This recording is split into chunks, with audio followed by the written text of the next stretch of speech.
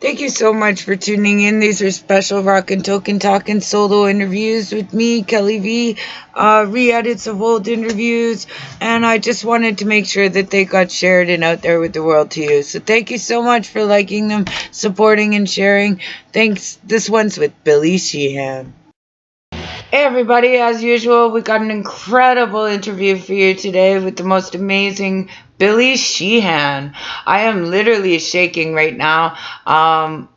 If you're familiar, you agree this is an incredible interview and I'm completely honored. So much good music, such an incredible history. We're going to get right to that interview for you. So thanks everybody. Literally, I'm like shaking, crying. This is awesome. Thanks so much, Billy. All right, there we go. So thanks so much for joining in and tuning doing this interview. My pleasure. You can tell I'm obviously very nervous, and I'm very honored that you're here again. What are you working on right now? Well, a lot of things. I've got. This is my to-do list is quite extensive, as you see. Oh wow, it sure is. A new Talus record. Wow. A couple of Mr. Big live things I've got to do some mixes on. Oh wow. I recorded a whole record for an artist in Brazil. Oh, I produced a songwriter record. Was almost done with that. And almost 100 tracks for people all over the world. So oh my. A lot of recording going on. Goodness. Well, let's go back to the first thing you said in a new Talus record. Yeah, in 1985, I left Talus to go to join David Lee Roth, and they carried on for a little while, but it never quite worked. So recently, I got back together with those guys, and we decided to do a couple of gigs, and then said, "Well, we got all these songs that we used to play, and we never recorded a lot of them, or never recorded them properly." So we said, "Let's see if we can do it." So Metal Blade Records gave us a record deal. Oh wow. And so we went in a few months ago, did all the drums and basics. Then I've just been finishing vocals with Phil Narrow, who's in Toronto. Oh wow. And so he would record from Toronto on a special software we have.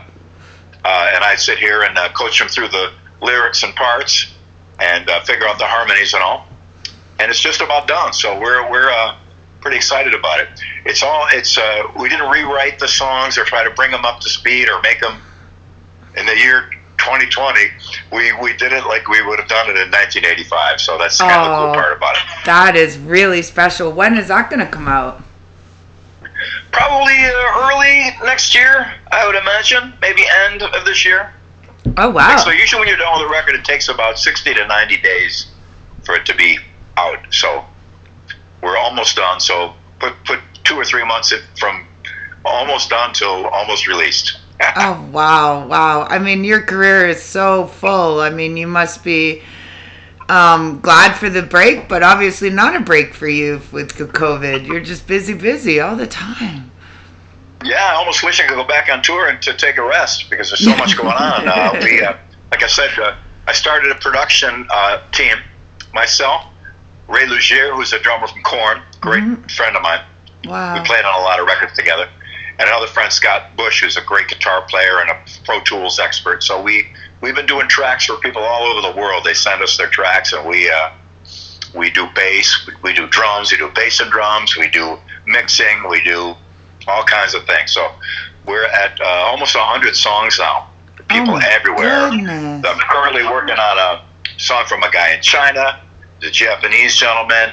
There's a guy from Turkey. There's a guy from Nigeria. Just did a whole Brazilian record, and a bunch of people across the USA. So it's been busy time. Oh wow. So when you get back out, what is the first project you want to get out there and do? What do you want to play? Well, I'm not sure what will be the first opportunity. I know Sons of Apollo were on tour and we stopped that, so we might have some shows we've got to make up. I hope we can. The Winery Dogs, I'd love to play with. So many fans are writing into, they want to hear the Winery Dogs, so we're hoping to get to work on a new record with that soon. and Tallis is ready to go too. If we can, if the powers that be allow, we're ready to go at the drop of a hat, or just anything really, as long as I'm performing live somehow, some way. I mean, I just am so humbled, so honored at the accomplishments of this human being, and the fact that he took even a, half an hour to speak with me is just humbling. Playing with such legendary people like David Lee Roth and Steve Vai. Mr. Big is one of the biggest names in the industry as well. And right now we're going to take a break. I am currently re-editing these for YouTube plays, so I have to take out the music that I put up so they can stay up on YouTube. But I just want to say thank you so much again to Billy Sheehan. This has been quite the honor, and even editing them in this way is making me shake and weep joy. So thank you so much, brother. We're going to get right back to a little bit more of the interview for you. Thanks so much, Kelly V. We're going to get right back to the interview and then fill it up with so much good music. So stay tuned. Thanks, everybody. That's my biggest thing in my life. So it's been a strange time for me. I don't have that anymore. I bet. That must be so weird. I do see online events making a big comeback for the next year, and we're going to be doing a lot of online stuff. But I can't wait to get back to the live venues too. I really can't. Have you ever come up to Toronto? Oh yeah, Toronto was kind of my second home for a while. Briefly, I was in Max Webster. Oh wow! Back at the late '70s. Kim Mitchell called me, and I came up. I replaced the original bass player, Mike Tilka. Right. We rehearsed for the, I think the Universal Juveniles record. Okay. But before we went into recording, they changed their mind. I went back to Buffalo, but I stayed in close touch with Kim over the years. Mm-hmm. And so I lived up there briefly for about 4 weeks while I was with Kim and with Max Webster. And I also, Tallis used to play there all the time. We loved playing Toronto. Yeah. The Gasworks, the Piccadilly Tube, Larry's Hideaway, all those places we played. So back in the day, back even in the 70s. Yeah, there's not a lot left. Toronto was kind of like a second home to me. Oh, that's wonderful. You're in Nashville right now, right? Yeah, we moved here 3 years ago, and we just love it. It's Music City. It's all about music all the time. Songwriting, all genres too. It's not just country, right? No. Ray Lugier moved here before me. That was kind of one of my inspirations, because he and another guy from Korn are here. Tom Peterson from Cheap Trick is here. A long list of people, rock guys are here, and it's they're calling it the new LA. The new LA. Yeah, wow. I guess LA's got some problems now. I'd be running there too, maybe. Sadly. I love LA, and I miss it, and I miss my friends there, but I know people are giving me reports. It's rough. It's tough. It's a really bad situation. I don't know how they're going to fix it, but I sure hope they do for everyone's benefit soon. I really hope so too. We've had a lot of problems during this across the entire planet, and I really think that this is what we need. We need the music to come back. We need to heal. Yeah. What's happening? It's a great component. There's a great book called "This Is Your Brain on Music." No. And I posted about it. I read it years ago. It's just fascinating and uplifting and positive. And the author actually wrote to me. It was wonderful to hear from him. He's quite an in-depth look at what music does to people and how much positive it can be for how much of a positive it can be for people in any situation. And I know that myself. You probably see it yourself. We all know there's certain times you hear just the right song at the right time, and boy, it'll really lift you up. It's an incredible thing. It's so true.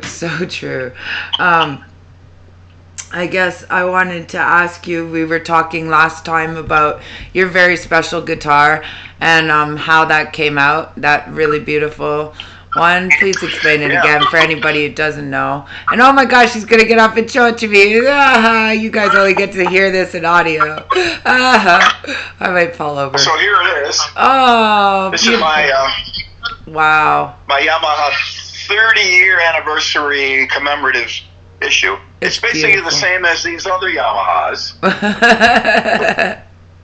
but it's got a couple extra features, and it was meant to pay tribute to my. Sorry about the lighting. My original bass. Oh, which is still alive. Well, it's still alive. That's beautiful. Oh my God. We referred to it as the wife for many years. And when I went with Yamaha back in 84 actually, we replaced that bass with some Yamaha basses, and now the newest version, which is the Attitude bass. This is its third iteration. That's all I play. And they've done an amazing job on it, and it works great live. And we have a huge group of people who play the Attitude basses. There's a Facebook page with about 2,000 people on it, and we're all either owners or enthusiasts. And everybody gets together and talks about all the modifications they do, and stories of what they're plugging it into and how it's working. And it's a pretty great little community. So we're very pleased. The 30th anniversary came out, but they only made 30 of them. Oh wow! So. Sadly, that's a prototype that I have, so I don't even have one. Oh, but, wow. So what's the craziest modification you saw? Well, it's a little technical, but it's a neck to body joint. Where the neck screws onto the body. Fender is great, and I love it, but in my humble opinion, the neck to body joint is sometimes a weak point. So we fixed that completely. We have an incredible neck to body joint. It makes the bass sustain and ring and sing, and it never moves, and it's rock solid. Oh, wow. So that's probably the most essential part of the bass is how you connect the neck to the body. That's very important. And now I also have a new set of DiMarzio pickups that I designed with Larry DiMarzio, and they people have been going wild for them. They're back ordered. They're doing really well. They're molded and rounded off. Most of the times the pickups that you play your fingers over, they got a lot of sharp edges and they're rough, and the screws stick up. Mine, the screws are way down. They're all rounded off. Some different electronics involved as well, and it's been very successful. So we've that's also on that bass too. Well, that's on. They don't come like that. You have to put that on later because we unfortunately couldn't get the new pickup designed in time before we needed it. But it's an easy way to swap it out. But people are very excited about it. I can imagine. Oh my gosh, that's awesome. I just got to take a minute here. This is absolutely incredible. One of my favorite interviews and one of the best things I've ever done. So thanks if you're still listening for liking and supporting Kelly V. I'm beside myself. I've got the whole Wayne's World like we're not worthy thing going on right now. I definitely feel that. So it's all good. There are definitely some really incredible moments in your career. What would you say was your favorite? Can you say that? Yeah. Well, one of the most exciting for people, especially people not in the music business. I told my mom, "Hey, Mom, we got a new record coming out. Oh, that's nice. Hey, Mom, record went platinum. Oh, that's good. Hey, Mom, we got a #1 single. That's okay." And I said, "Mom, we're going to be on the Tonight Show." What? And she went out of her mind. So we were on the Tonight Show. The first time we just played, and that was cool. The second time, I actually sat in chair #1 and interviewed with Jay Leno on the Tonight Show. So I grew up with the Tonight Show with Steve Allen, then Jack Parr, and then Johnny Carson, and then Jay Leno, and to sit in that chair where kings and presidents and Oscar winners and all that was a quite touching moment. So that was pretty darn cool. So that's when you eventually thought, I've made it now? That was the one moment? No, I still haven't thought that. Oh, come on now. No, but you never, I know it sounds kind of funny or maybe phony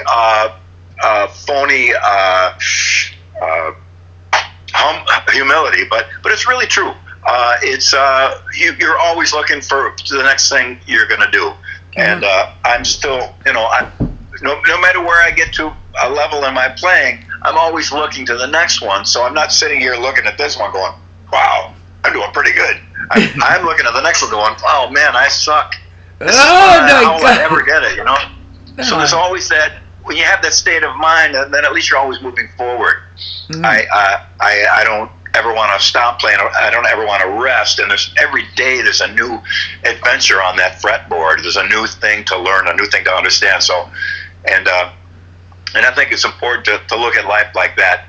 Conquered territory is you pay no attention to it's where you're going forward. So I as much as I'm grateful for everything I have and everything that people have done for me, I'm always looking kind of to the future. So I don't pay a lot of attention to what has happened. A dear friend of mine the other day, we were talking. I hope you remember the details of this. And I said, I'm not happy about what I've done. I'm happy about what I'm doing.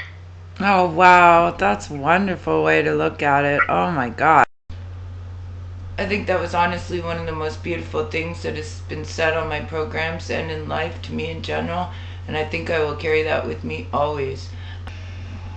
Wow, I'm still very humbled. Thank you so much, Billy Sheehan, for doing this interview with me. Thanks so much for tuning in, and I hope you're enjoying it. Love you all. Kelly V, Pop Pixie. We're going to get right back to the interview right now. Wow. Gosh. Wow. How did a little bit more. It keeps you in present time, focused on the future. The past is nice, but to be here now, looking to then and there, I think it leads to improvements for sure. And if there was like a dream team you could put back together, or a dream, musician that's not around that you'd want to play with, who would that be? Oh, there's a lot of them.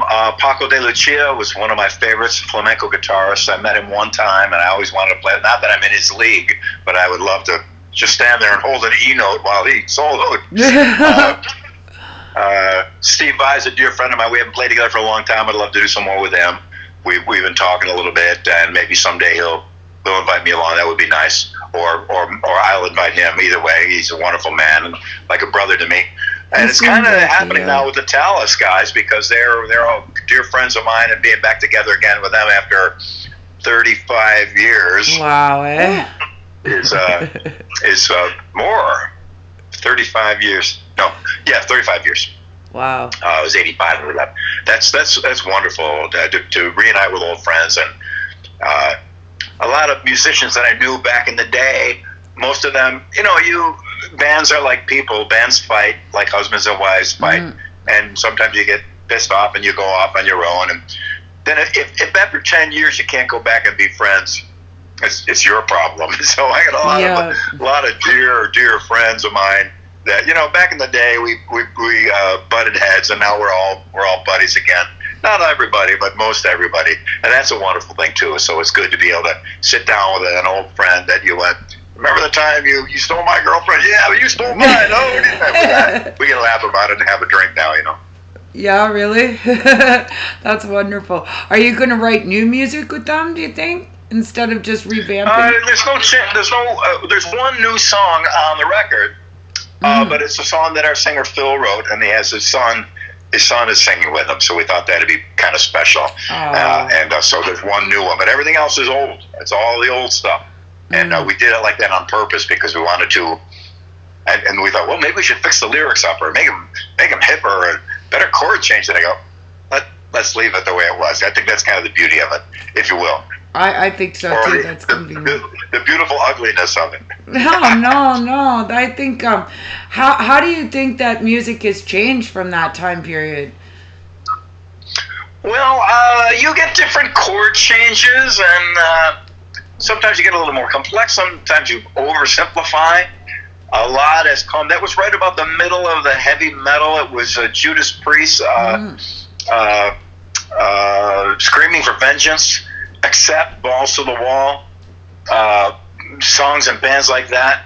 And it was a lot of heavy stuff, a lot of high singing, and it changed. But it's funny with music now. It seems like old genres don't ever go away. No. Like when the Beatles came, everybody that was dressed like Elvis with the hair oil and stuff like that, they all kind of went away. But now they're still there, and all the Beatles fans are kind of still there too.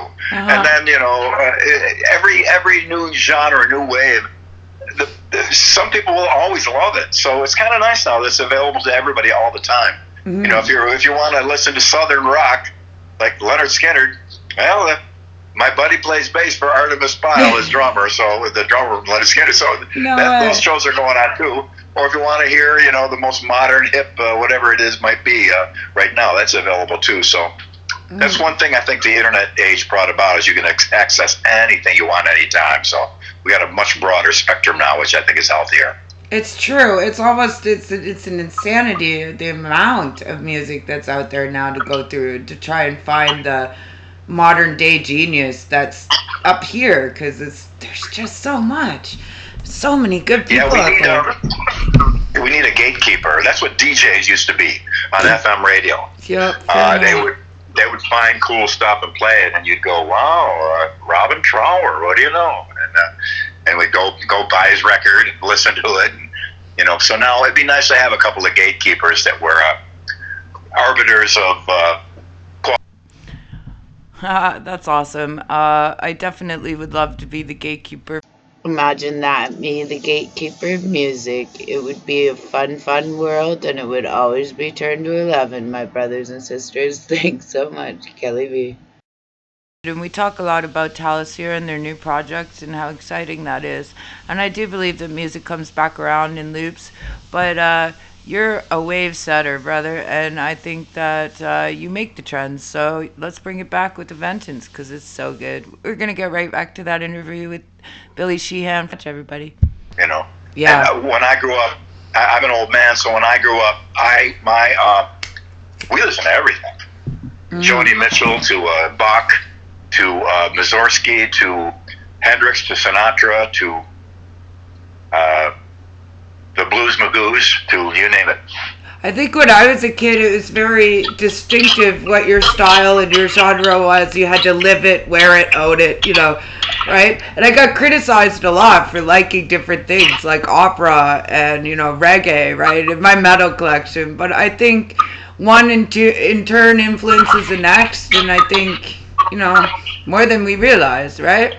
And I think I agree. I think it's healthy for people, especially musicians, to listen to a lot of stuff. My iTunes has over 2 terabytes of music, the widest spectrum you can imagine. Wow. I specialize in some of the greatest, most amazing things you've never heard before that will blow your mind, to some of the most awful, terrible, horrible things that are so bad that they're good, and everything in between. So it's a couple of glasses of wine, sitting with my iTunes on a Saturday night. We've had some amazing times.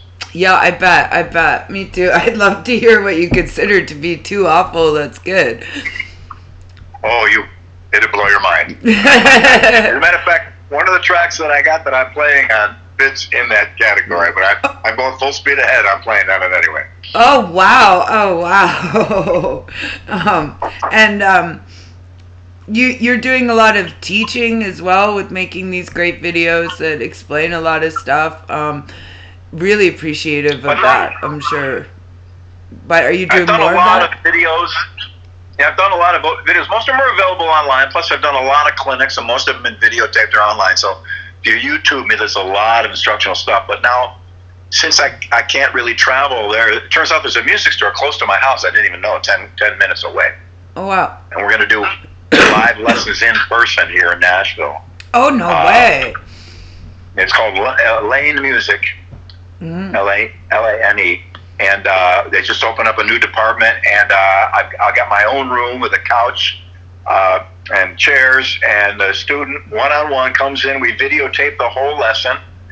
They get to keep the videotape of the whole thing. We'll go for like about, I think, an hour and a half.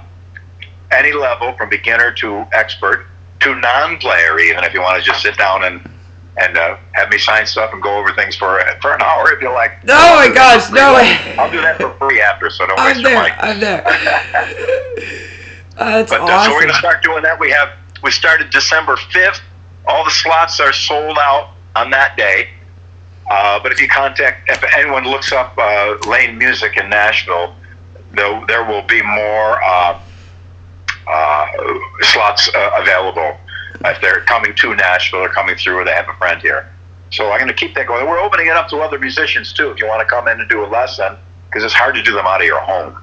Just come in, meet whoever it is there, and we'll give you all a facility, do the lesson, hang out, and make a night of it or a day of it. Oh, wow. How cool would that be? How cool would that be? Oh my God, if you're a musician in Nashville, get on down to Lane and do this project. And I think if you have the chance to take any sort of lesson from Billy Sheehan, do that. If I was there, I would definitely be that fan who'd be in there with stuff to sign, you know. But I think that's wonderful. What a way to give back to the community and to the young people who are starting out, or what a great experience to take with you in learning your craft. So thank you so much for doing that. And if you happen to be in the Nashville area, you should go down and check it out and try it too. Thanks, everybody. Thank you, everybody. These have been great experiences, and I want to keep sharing them with you. These are Kelly V interviews with my very special friends. It has been a complete honor to be friends with Billy Sheehan, to have his support. What a legend of music, going back so far through so many projects and so many inspirational people.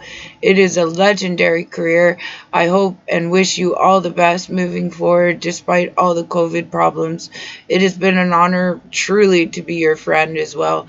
Thank you so much, brother. Kelly V. I hope these interviews go far and wide with all my heart. If you'd like an interview with me, Kelly V, on Rockin' Token Talkin', please reach out. Here's the information to get a hold of me. I have 2 great co-hosts and 1 more working in the UK. I'm yet to announce that one, and it's incredible. I promise you very much. So thank you for all the love. Spread it as far as you can, everybody. Kelly V.